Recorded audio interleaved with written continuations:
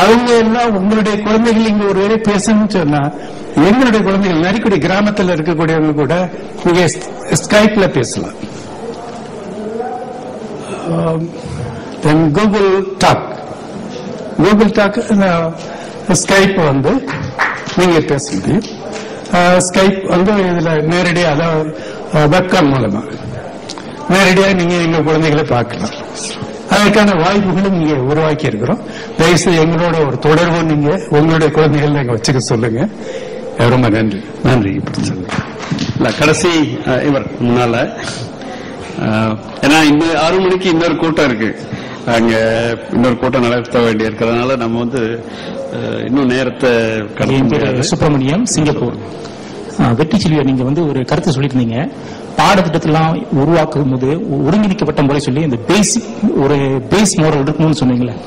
என்னுடைய தாழ்மையான கருத்து என்னவென்றால், பேஸ் மாடல்ங்கிறது ஒன்றா இருக்கக்கூடாது. ஏன்னா ஒரு கரிக்குலம் டெவலப்மெண்ட் சொல்லும்போது அங்க 2-3 மாதிரிகள் இருக்கலாம். ஆனா ஒரு குறிக்கோள் இருக்கும், நிச்சயமாக இந்த அடிப்படையில் அணுகணுங்கிற அடிப்படையில். அதனால வந்து யார் எந்த நாடு தமிழ் மொழி பாடத்திட்டத்தை உருவாக்கும் போது அவர்களுடைய தேவை கருதி அந்த மாடல் எடுத்துக்கொள்ளலாம். அந்த மாடல் சொல்றது நீங்க சொல்லக்கூடிய அந்த சூழலுக்கு ஏற்ப மாற்றம் செய்யணும்னு சொன்னீங்க, அது நல்லா புரியுது. ஆனா அந்த பேசிஸ் மாடல் இருக்குல்ல, அதுவே வந்து ஒரு 2-3 மாதிரிகள் இருக்க முடியும்.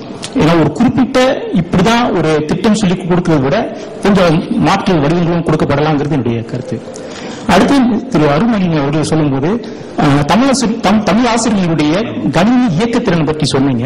இது உண்மையிலே பாத்தீங்கன்னாக்கா நான் ஒரு கல்வி நிகழ்ச்சியில் இருப்பதனால ஆரம்ப கால ஆசிரியர்கள் வந்து கிட்டத்தட்ட அவங்க வந்து ஜி ஜெனரேஷன் சொல்றோம்ல, அந்த தலைமையை சேர்ந்த ஆசிரியர்கள் எந்த பாடத்தை சேர்ந்தவர்களாக இருந்தாலும் சரி, அவர்கள் எல்லாருக்கும் அந்த திறமை இருக்குது. கிட்டத்தட்ட அவங்க நிறைய செய்யறாங்க, தமிழாசிரியர்கள் உட்பட.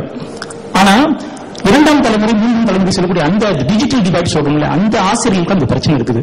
ஆனா இது தமிழுக்கு மட்டும் இல்ல, மற்ற பாடங்களுக்கும் இந்த பிரச்சனை இருக்கு. இது பொதுவாக இந்த நிலை சிங்கப்பூர்ல இருக்குது. ஒரு கருத்து என்னவென்றால், அந்த 4 மொழித்திறன் சொன்னாங்க டாக்டர் சீதா, நீங்க சொல்லி 4 மொழித்திறன் பற்றி பேசினீங்க. அவரோட இப்ப 2 இணைக்கப்பட்டிருக்குது. பேசுதல் எழுதுதல் சொல்லும்போது 2 நிலையில பார்க்க முடியும். ஒன்று வந்து ப்ரொடக்டிவ் ஸ்கில்ஸ், ஒன்று வந்து இன்டராக்ஷன் சொல்லுவாங்க. 2 நிலையில பார்க்க முடியும்.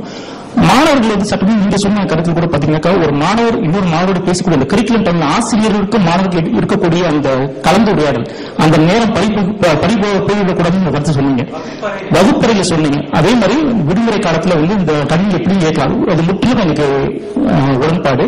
காரணம் என்றால், ஒரு மாணவன் வந்து இந்த மிஷின்கிட்ட பேசுறதுக்கும் இன்னொரு மாணவன் வகுப்பறையில் இன்டராக்ட் பண்றது ரொம்ப வித்தியாசம் இருக்குது. ஒரு மொழி வாழ வேண்டும் என்றால் முதல்ல வந்து பேச்சு தமிழில் ஆரம்பிக்கணும். உங்களுடைய படைப்பிலும் கருத்துன்னு சொன்னீங்க, எழுத்து தமிழுக்கு முக்கியத்துவம் கொடுக்கணும் அதிகம்னு. நீண்ட காலத்திற்கு தமிழ் மொழி வாழும் மொழியாக இருக்க வேண்டும் என்றால் பேச்சு தமிழில் தான் ஆரம்பிக்கணும்.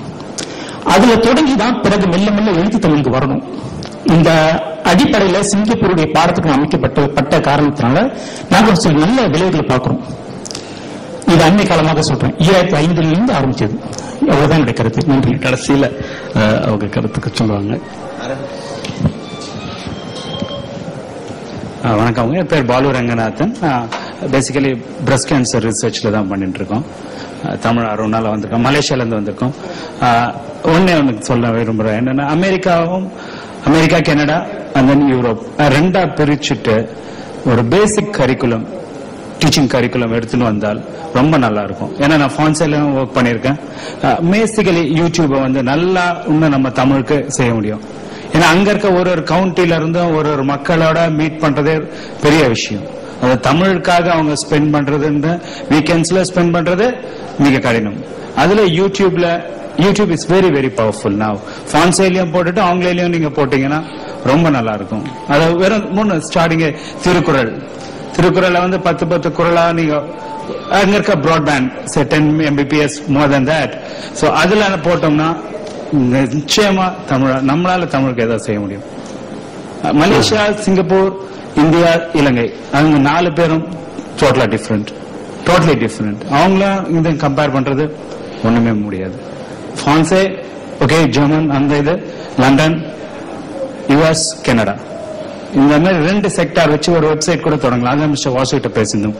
ஒரு வெப்சைட் தொடங்கிட்டு ஒரு பேசிக் கரிக்குலம் எல்லாரும் ஃபீட்பேக் கொடுத்தால் நல்லா இருக்கும். நன்றி. நன்றி. இத்துடன் இந்த பார்வையாளர்களுக்கு கருத்துரைகள் முடிகிறது.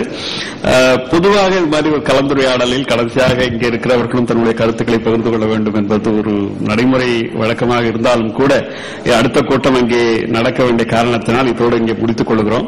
பொதுவாக இங்கே பேசிய கருத்துக்களிலிருந்து நாம் புரிந்து கொள்வது இந்த வேற்றுமையில் ஒற்றுமை என்பது தமிழ் கணினி வழி கல்விக்கும் பொருந்தும் என்றுதான் தோன்றுகிறது. ஏனென்றால் ஒவ்வொரு நாட்டிலும் ஒரு மாதிரி ஒரு பண்பாடு, அவர்கள் அந்த மாணவர்கள் இருக்கிற அவர்கள் சொன்ன மாதிரி சூழல் வேறு, அவர்களுக்கு தேவை இல்லை, தமிழ் படிக்க வேண்டும் என்ற தேவை இல்லை.